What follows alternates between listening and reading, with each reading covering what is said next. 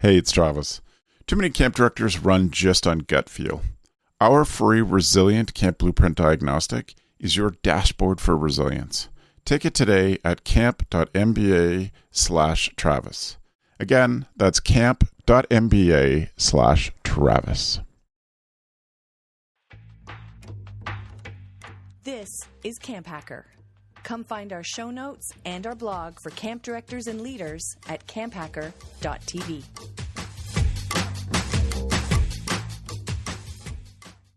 Hello, everybody, and welcome back to the CampHacker podcast. You might not recognize my non-dulcet tones of Travis Allison, but you might recognize me. I'm Matt Wilfrid. I'm the executive producer here at Go Camp Pro, and I am thrilled to bring you the next installment of our unique interview series, Wildcard.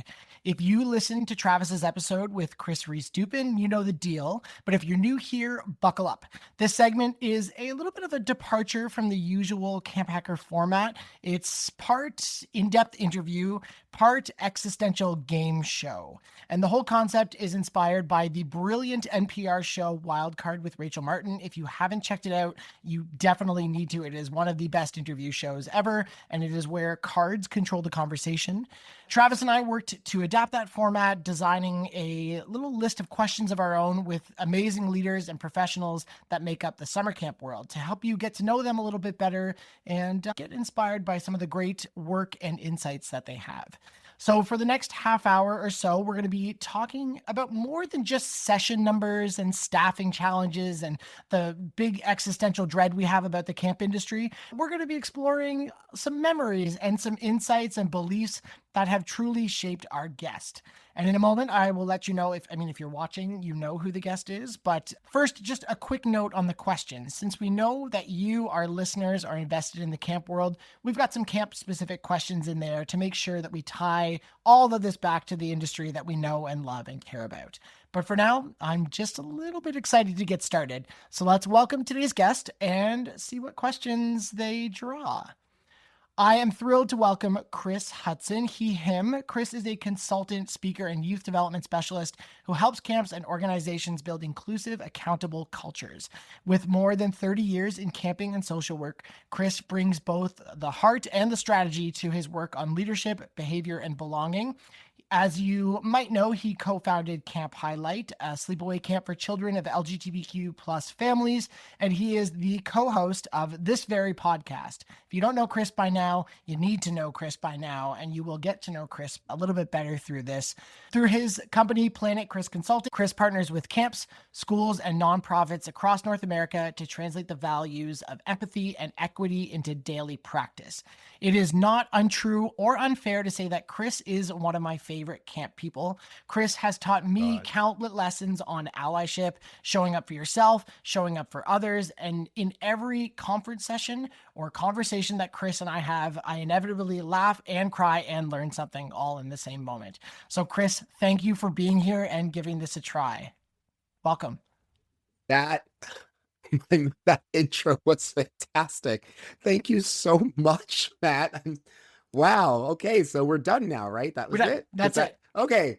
Thank you all for listening. No, that was fantastic. Thank you so much. I'm so happy to be here. I want everyone listening to know I had no idea what this was when I agreed to it. I just wanted to spend more time with Matt. So I just learned that this is like a question interview show. So I'm buckled in. I hope you are, because we both just learned that this was happening. So Chris, here's how the game works. And for those of you listening, I'm going to present you with a choice of randomized questions. You'll select one and we'll dive in, and we move through 3 rounds: memories, insights, and beliefs. And just like the original game, our guest has 2 superpowers to use. One, skip. So if a question isn't vibing with you, you can use your one-time skip to toss it out and we'll pick another.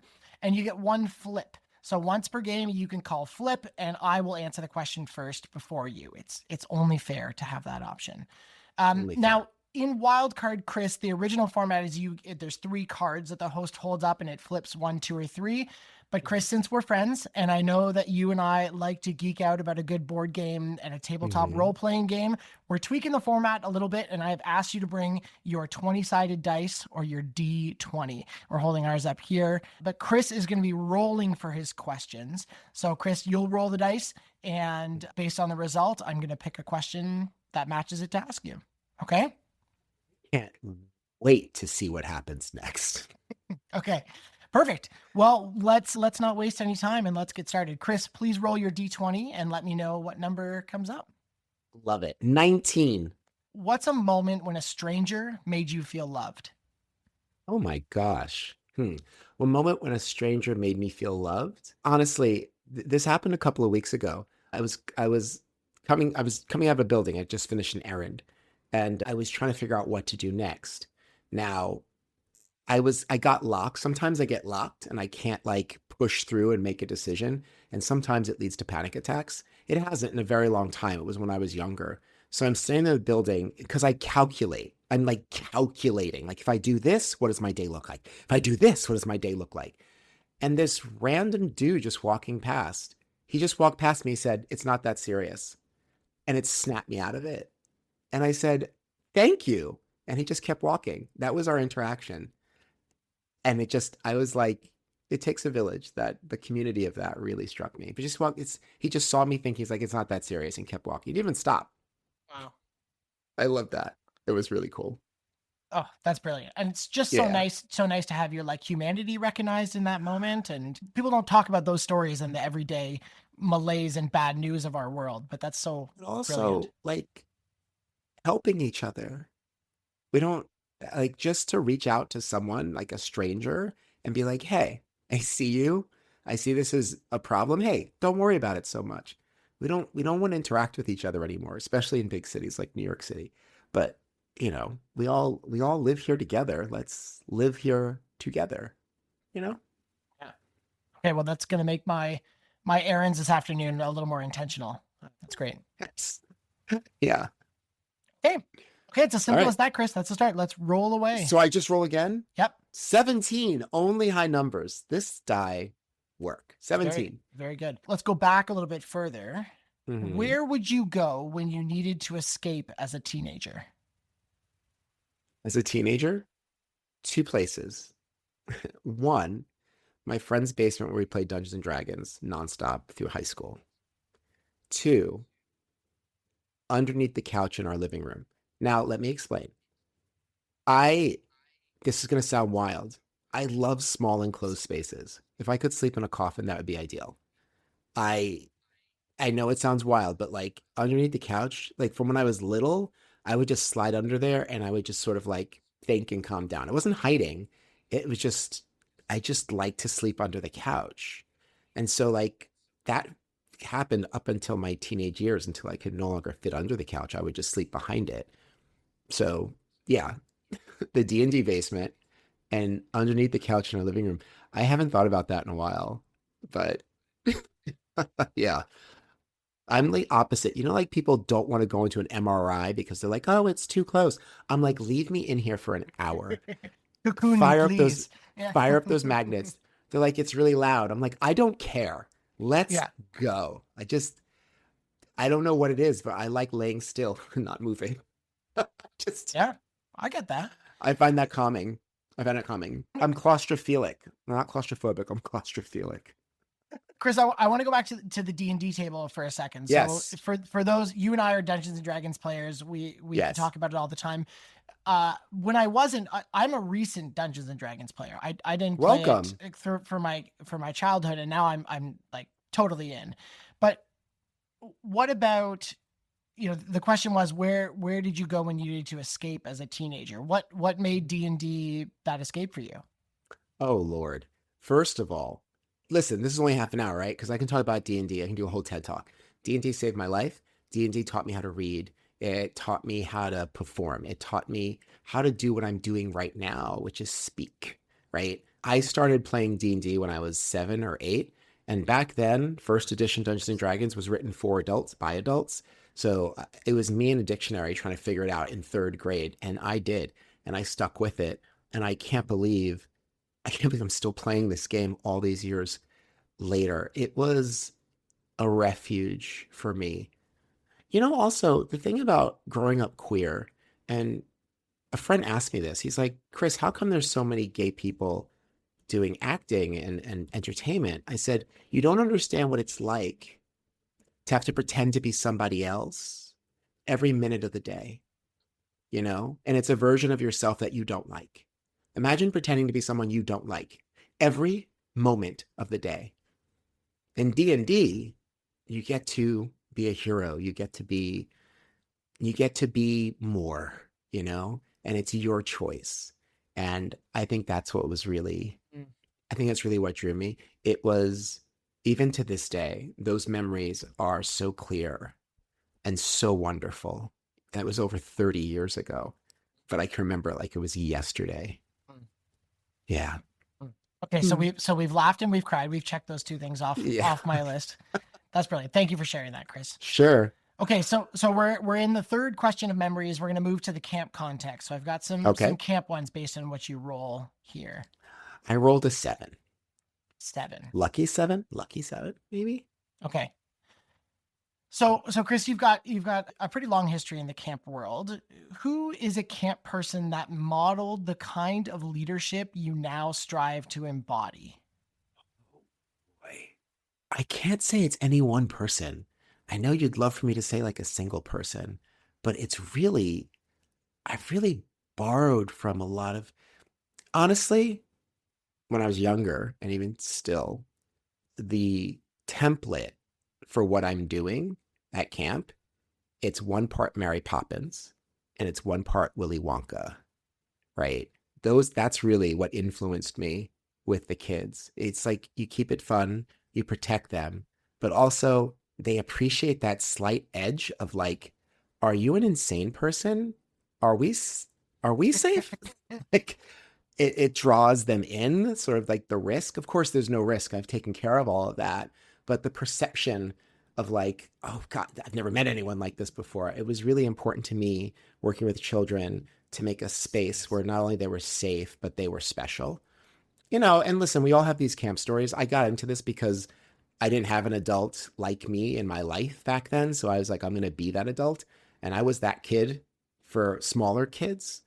So I think that's it. It's like 1 part Mary Poppins, 1 part Willy Wonka, 1 part game show host, 1 part RuPaul. It's all the presentation. It's all the excitement. It's all the drama of it. And if you can pull kids in with the entertainment aspect of it, they'll do whatever, because everyone likes to be entertained. You pull them with the entertainment aspect and then you give them the rules and they just lap it up. They just lap it up. So I think, Willy Wonka and Mary Poppins are my biggest inspirations, honestly. I've never told okay, well now everyone knows. Never mind. I've never told anyone that before. I love it. I love it. Yeah. Does that change, Chris, when you're working with staff?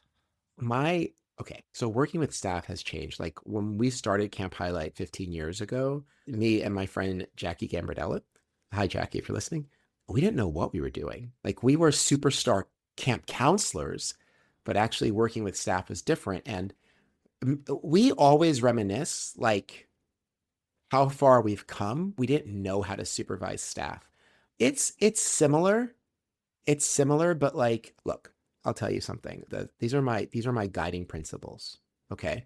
These are my guiding principles when talking to staff or any child. It's always true. These 3 things are always true. 1, I love you so very much. 2, I'm interested in what you have to say. And 3, everything's going to be all right. Everything's going to be all right.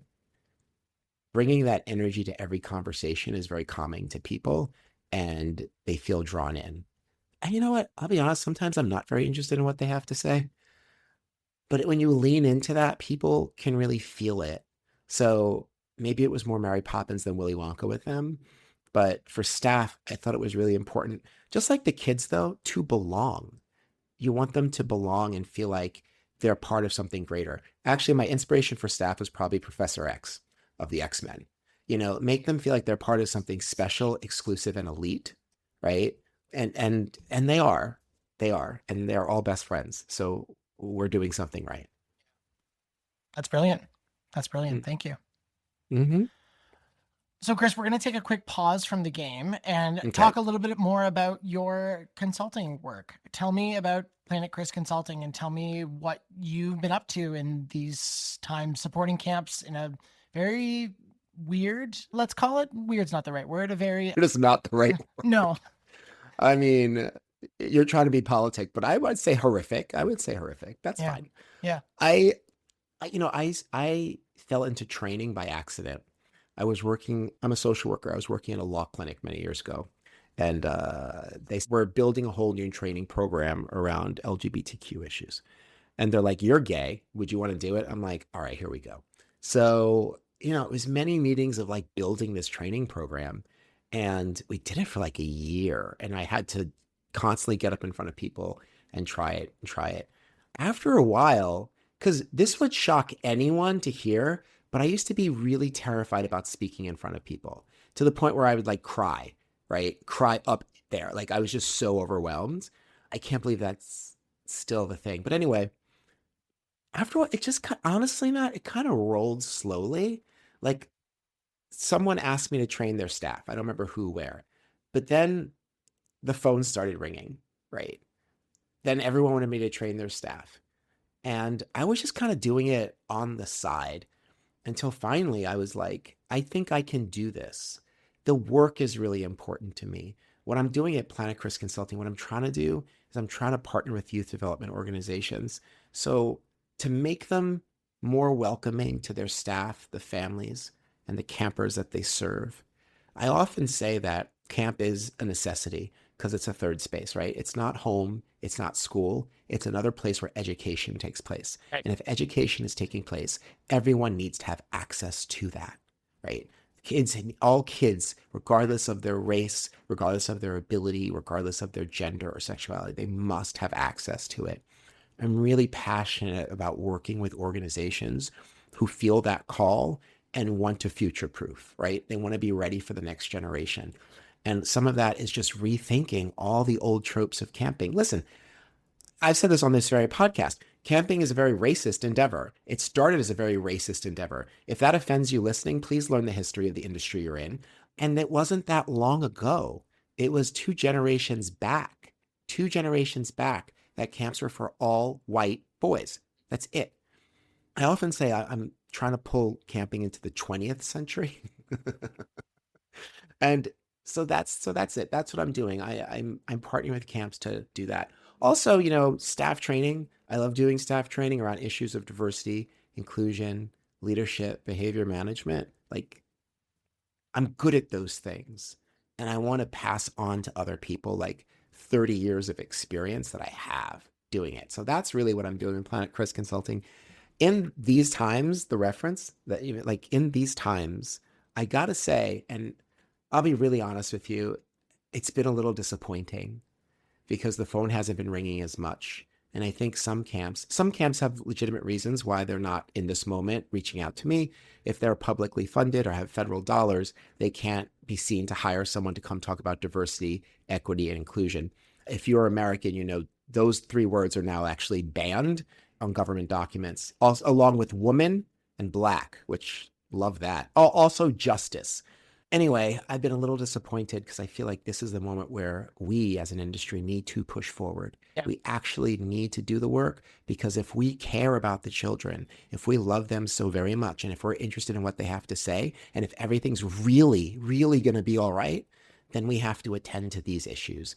And I try to make it, I try to make it fun because it doesn't have to, it's not a hard pill to swallow. I try to make it fun. I try to make it accessible. It's not hard to love. You want to do it. We all want to do it all the time. It's not hard to do it. It's just sometimes it requires a little practice and it requires a little nudging. But that's what I'm trying to do. That was the long form answer. Yeah.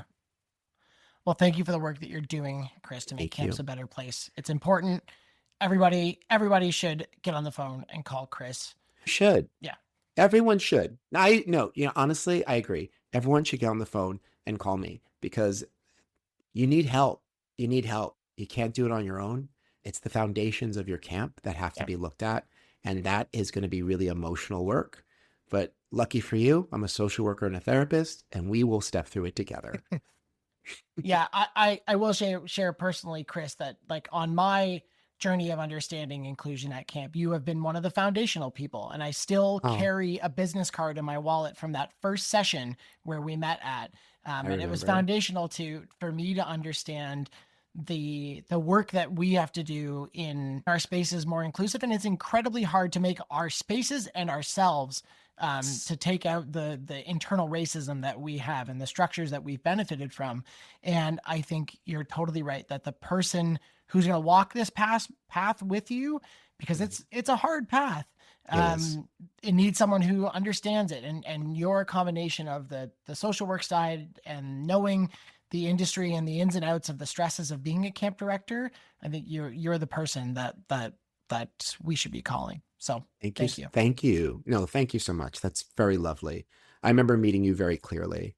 Right after the session, you were just so deep in thought. You were like frozen in thought. And I was like, just, are you okay? And you were not. No. You are not okay. And we had that conversation, and I'm blessed to have met you, Matt. But Chris, you were that stranger telling me that it's not that serious. Mm-hmm. I mean, it was very serious, but it's all going to be all right. Everything's going to be all right. Yeah. Everything's going to be all right. Okay. You ready to keep playing? Yeah, let's do it. Okay. Roll that D20 for me. 12. What's something people praise you for that doesn't feel like a compliment? That's a spicy question. Okay. That's really spicy. I get up in front of people and talk for a living. I have multiple degrees. I'm a successful person in 2 other industries. I've talked to rooms of 8, and I've talked to rooms of 3,000. When people afterwards say, "Oh my gosh, you are so articulate," and I'm always like, "That's interesting. Why wouldn't I be articulate? Tell me more about that." It's like, "Oh, I'm just saying you speak very well." Well, why wouldn't I? I got this gig, didn't I? They hired me because I speak well. Where's that coming from? And going back to what we were saying before, sometimes this work is deep and emotional, and it's hard to unearth those things. But like, to tell a black man, an educated black man, that he's articulate, like, just think that through. Why wouldn't I? After you just saw me do a keynote for an hour, why is the surprise that I'm articulate? You know what I mean? So I get praise for being articulate, and it doesn't feel like a compliment. It just, because that's always my question. Of course I am. Otherwise I'd be a plumber or something. Yeah. You know what I mean? If I couldn't. So yeah, that's the one. Yeah. What can I'm gonna break the format a little bit. Tell me about a post-conference or post-keynote compliment that really stuck with you for a good reason. Oh God, Matt. I am okay. There's so many I can pick from. But okay, so 3 years ago, I did a training at a camp upstate. It was about LGBTQ. It was about sexual orientation, gender identity, and expression. And in that, I broke down the fact that all those things I just mentioned exist on the spectrum: biological sex, gender identity, gender expression, and sexual orientation. It was a 1 hour, like shotgun to the audience, like all this information. I got a very long email, like a couple of days later, from someone who was at that session. And he explained that because of the information I gave and the way that I gave it, for the first time, this man in his 30s, for the first time, he felt like someone was talking directly to him and that someone understood him. And he thanked me, and he said, I've inspired him to go help other people who are having this struggle. And that was absolutely everything. It's what we do. It's why we do this. It's why we do it with the camp kids too. Like, we show them a different way of living and hope that they'll tell their friends. So I read that email over and over and over and over again. I'm not a man of a big ego, so I don't feel a lot of pride. Not that that came out wrong. I don't have a big ego, but I'm very proud of that. I'm very proud that I touched that one person. And I know I've reached out. Other people may have similar stories concerning me, but like, that one sticks out. He was so earnest, and he felt, even in his email, he sounded so free. Yeah. And I love freedom. It's my favorite thing. Freedom and justice are my favorite things, by the way. I'm a nerd, but they're my favorite things. That's lovely. Yeah. It's so good to get to like see your ripple effect in real time, eh? I I don't have words. I don't have words for it. It's magic. Mm. But not even. It's nothing so esoteric. Like I said before, we want to love each other. We want to. Things get in the way, Yep. right? Religion, location, race, all that gets in the way. But we want to love each other. We want to love ourselves. It's like really right there. And sometimes it just takes someone to reach out and say, hey, I know about that. Like that feeling you have, it's real. Yeah, And we're gonna lean into it, right? Sometimes that's all it takes. And so I'm very thankful for the role that I've played for other people. Extremely, the power that people have given me. I'm very humble about it. Thank you. Yeah. Okay, buddy. Roll. Yeah. Oh no, I rolled a 12 again. Is that a different question? Different set of questions. We're in a different category. We're Yeah. Okay. We're in insights. Okay, you're getting the spicy ones. What are you most afraid of at this point in your life? Don't forget you've got your skip and your flip. Okay. So I need a moment. So why don't you answer this question? Yeah. Okay. I recently become a dad. So I have about a 1.5-year-old. She's getting closer to a 2-year-old. And as a camp counselor and a camp director, I often, thought about the impact that we had on kids at camp and what we were setting them up for, and understood that the world that we were sending our campers home to was not this like fluffy, kind, inclusive, intentional space that we build at camp. Seeing my daughter grow up and now thinking about that I'm going to watch this person grow up for the next 50 years of my life, hopefully, she's got a lot of world to live in and all of the struggles and all of that. And, we have the climate crisis going on. We have a whole new set of challenges that I didn't have to navigate when I was a kid, right? I lived in, post World War II, post Cold War, a lot of things that, my parents had to live through, but, she's living in this new world. So I don't think I'm afraid for her, but, I want her to have a voice through this, to have the same, positivity and loving family that I was so lucky to have growing up with. And I definitely have that. I think it's like compulsory with parenting, that like existential dread of like, what if that goes away? And I know that she'll be able to handle herself eventually, but she's 1.5 right now. She's sad if there's not goldfish in the car on the way home from daycare. And like, I want her to always have goldfish, I love that. I want her to always have goldfish. Yeah. That's lovely. Changing a parent rocks your entire world. I know from working with parents. I'm not a parent myself, but being around parents in this work forever, I know it rocks your world. It changes your lens. Yeah. People always say, you don't know, Chris, you're not a parent. I'm like, you're absolutely right. You're absolutely right. I was like, what I'm doing with children it's similar, it's related. And the Venn diagram, there's a lot of overlap, but that ring, there's a part which I cannot imagine. Yeah. And it changes you forever. You know what? I haven't thought about this until this moment, but you're never going to say this back to a parent, but you know a lot about kids. Oh, I've said that back to parents. Okay, good. As you should, because it's just what overcomes is what has changed about me, I think, is you said that it's easy to love each other. We want to do that. Things get in the way. What gets in the way here is just this emotional hijacking that happens when you have the relationship with this kid. And that is something that I don't think I understood as a camp director, but I understood that like it wasn't my job to like judge the emotional reaction that parents were having to my director decisions and to what happens to their kid at camp. I just had to be an ally to them in that feeling that they had. So I hope that her future summer camp understands when I'm a little too like curious about their emergency procedures. I do tell parents that, by the way, when they're like, you're not a parent, you don't know. And I always go, you're absolutely right. I'm not a parent and I don't know.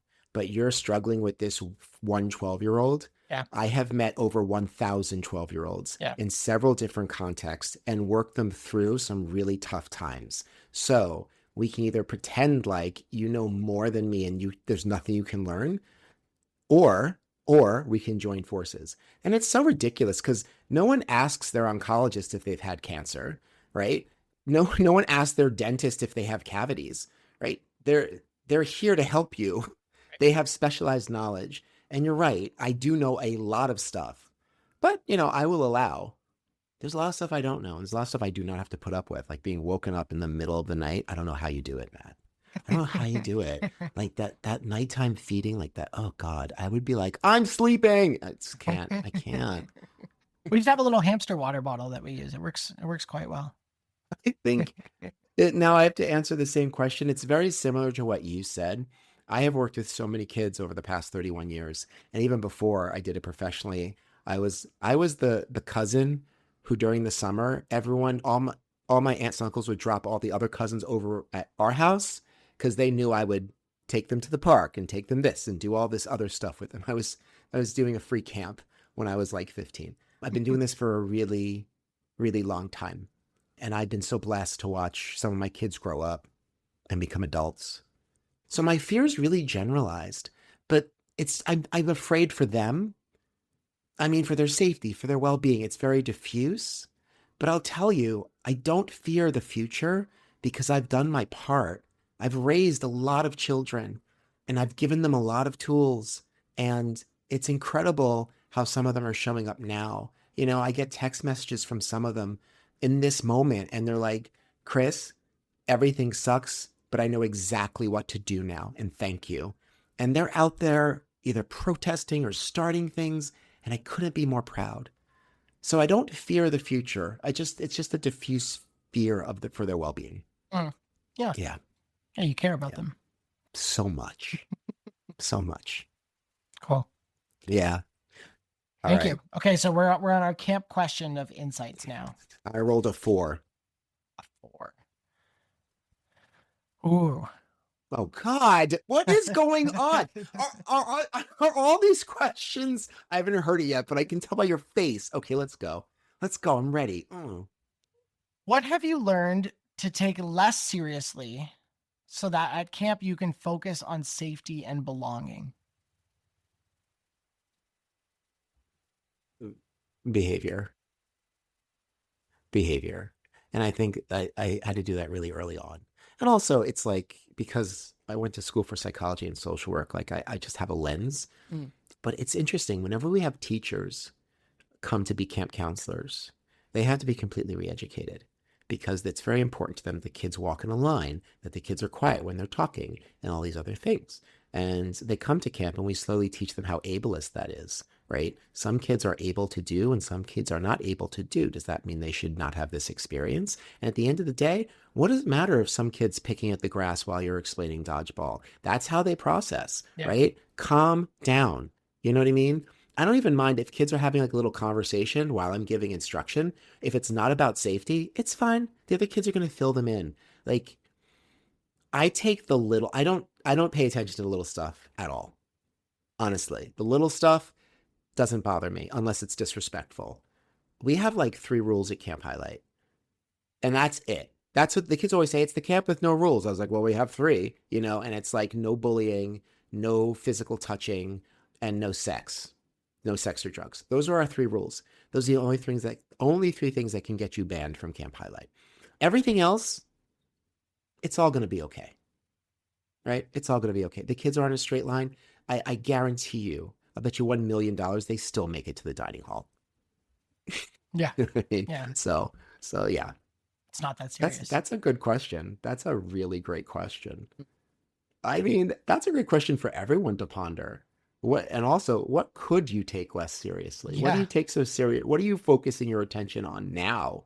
You can sort of de-invest from that and reinvest in safety and belonging. That's really great. Actually, I'm going to write that down and I'm going to steal it. I'm going to use it in presentations and I'm not giving any credit to you, Matt. Sorry. That's okay. Great. We're on to the 3rd category now? That's Is right. that how that works? Yeah, we are on to our beliefs section. So please go ahead and roll your d20. 9. 9. What feels like religion to you? Oh my God. Love. Period. Period. Full stop. Love. I don't even, there's nothing else to say. I really, truly believe in the power of love. I really do. It carries humans. It sends humans across seas. You know what I mean? It connects people, the living and the dead. It's an unstoppable force. That feels like a religion to me. You know, it just, without a doubt. If you have follow-up questions, I'll answer them, but I don't even know what else to say. Nope. That's point blank. It's love. Yeah. 1000%. It's not complicated. It's easy to do because you already want to do it. You're designed to do it. And that's the thing, like working with the kids, I always say, like at Camp Highlight, I always say, like, you want to connect with other people, right? You want to talk about the things that you like. You want to be goofy. You want to do all that stuff. But what happens as you get older, like you're shamed for this, you're shamed for that. This isn't cool, that isn't cool. And you learn to bottle those things up, bottle them away. When you get to camp, we don't police any of that. We love everything that you have to bring out. We love you. And just that, I love you so very much, it frees people to be who they are. And nothing to me is as breathtaking and inspirational as people being exactly who they are. And just, I'm going to hijack this for a minute. I do a lot of queer work. I do a lot of stuff around queer issues. And I want to just let everyone think about this. You know, like I actually have a friend right now who's staying with me, who's a gay man, and he's from Egypt. And being gay is illegal there. And he tells me about the life that he has. There's still gay clubs. There's still gay guys getting together. And I'm like, I was like, aren't you afraid? And he's like, Chris, what am I going to do? And that's it. Even with the threat of imprisonment, you can't not be who you are. I think about trans people who wake up every day to fear, but they cannot pretend to be anything else. That love for yourself, that like respect for yourself, that is a religion. That's as far as I'm concerned, it's the only one that matters. It's the only one that matters. So that's my answer for that. Heck yeah. I'm going to, for the rest of the day, I'm going to think about, we love everything they have to bring out, is what you said. Yes. Because there's two ways of saying that. Everything they have as a gift to bring out, and everything they need, they have to bring out. That they can't not. They can't not. And they struggle because people want to shame them. But when it's just like, they can't not be who they are. I love that. So much power in truth. Love it. Yeah. Okay. Thank you. Okay. Okay. 2 more in beliefs. Nat 20. A nat 20. Nat 20. A nat 20, for those not initiated, a nat 20 is a critical success. It is the best you could possibly do. And I've tweaked the questions to give 20s a particularly good one, but I don't know if we found a bad question yet. Chris, where have you experienced awe? Awe. Where have I experienced awe? Oh my God. I sound so like hippie woo woo. I'm not apologizing for it. I'm just saying I sound so hippie woo woo, but can I tell a quick story? The first year of Camp Highlight, we had a we called it the incredible race because we didn't want to get sued. There were 2 different teams and they had to like race from point to point, like do clues, do physical challenges and stuff.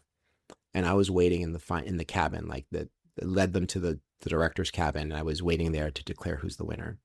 And so they were neck and neck. They were neck and neck. And one team, right, they were there. They were ahead. But one of the members, Justin, he like had hurt himself and he couldn't move as quickly. So They were just up to the cabin. I was just about to say, you've won. They turned around, they went back, and they all helped him, and they lost. I'll never forget that. I'm in awe of that. That was, again, love. It was, they wanted to win so bad, but they didn't want to do it without Justin. They couldn't have. That was a lot. That was a lot.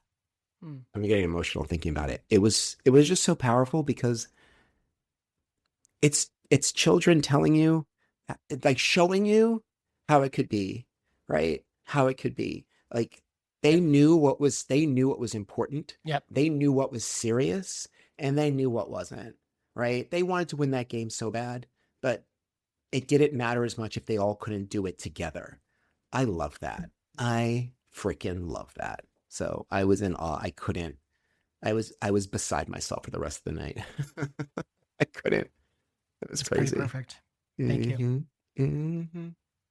Okay. One more roll. Here we go. This is it. Oh, can I curse on this? I won't. Sugar. It's a 1. A nat 1, the other end of the spectrum. A critical failure. Well, I've got good news for you. There's no critical failures in this game. You still get to ask a question. You still get to answer a question. Good. What do you believe camp is uniquely positioned to deliver that schools and screens can't? Here we go. Thank you for coming to my TED Talk. I'm going to talk for about half an hour. Listen, like I said, at home, you learn tradition, right? Hopefully you learn manners. At school, you learn math and reading and arithmetic. There isn't a space where we teach kids how to live in community, right? How to be with each other. Like those social emotional lessons, they're infiltrating schools now, which love that. I love it, right? But camp is uniquely positioned to do that, to bring kids together and teach them that, well, 1, love each other, but also 2, that your differences, it's not something to be weird or grossed out about. Like, think how powerful you are. Think how powerful you are as a group. And as a group, how are you going to face the challenges that you're going to face, right? What are you going to do and how are you going to learn to do it? And watching the kids do that, because at Camp Highlight, the adults don't solve the problems. We're concerned about safety, but we don't solve any of the children's problems. They have to do it on their own and they have to do it, the little kids grow the bigger kids. It's a whole thing. That's what we're uniquely positioned to do. And it's a great one to end on because it goes back to the whole thing. Like, if we really want to make a better world, if we really want to do something about this dumpster fire here, like, this is the lesson: how to live in community, how to live with each other, how to sit across from someone different from you and lean in and be like, I'd love to know more. Like, inclusion and diversity in this moment, they've never been more important. And they've always been super powerful. It's always been powerful. We are uniquely positioned to introduce children to inclusion and to diversity and make sure that they don't fear it, but they embrace it and they love it and they love each other. And more importantly, in loving each other, they love themselves and they help each other love themselves. That's our work. We're raising the nation's children. That's what we do. That's what camp is. So I feel like every finish of your question is the ending of a keynote, and it's perfect. It's so good. This is just the way that I talk. One time, my family came to see me do a keynote, and afterwards they're like, I cannot believe you. I cannot believe they pay you all that money to get up there and just be yourself. And I was like, shh. You've been giving it away to them for free all these years. It was like, exactly. I said all that stuff I was doing all those years. Pay up. It's like, you see these people paying for this? Anyway. Well, Chris, we've come to the end of the game, but what I didn't tell you is that there's a prize for those who win, and you have certainly won the game today.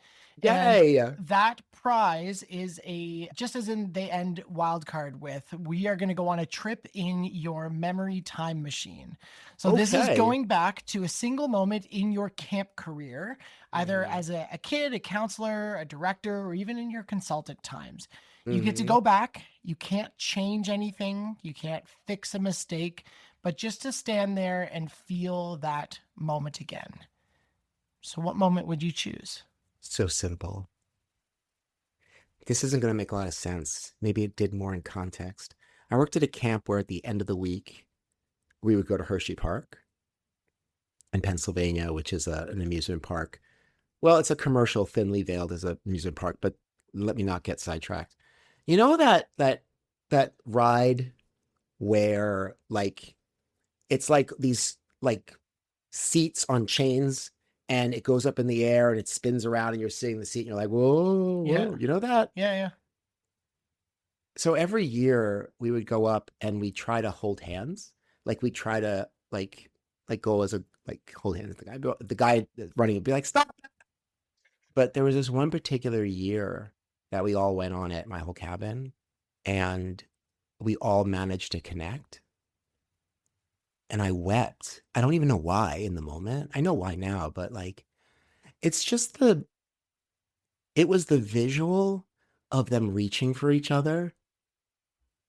And then the joy they felt when they could grab each other. It was one of the most beautiful things I've ever seen in my life. I can say that I think about that a lot. That it was really powerful to me. So that's my answer. Chris, thank you for doing this. Listen, what a treat. Again, anytime you want to hang out, I didn't know any of this was happening. I didn't know what this was. I thought we were going to do work stuff. I didn't know. Thank you so much for this opportunity. Thank you everybody for listening to me. Yeah. Thanks for everything you do, Matt, for the podcast and just in general. Thank you. Yeah. Thank you. Mm-hmm. Cool. I'm excited for you more on CampHacker this season, and we'll have in our show notes for this episode all the ways you can get in touch with Chris, and we hope you go check it out. And thanks for tuning in. Chris, thanks again. You're welcome. Bye, everybody. And thanks for the evening, friends. The CampHacker podcast is brought to you by Beth and Travis Allison, summer camp leadership training and marketing consultants. Thanks for listening.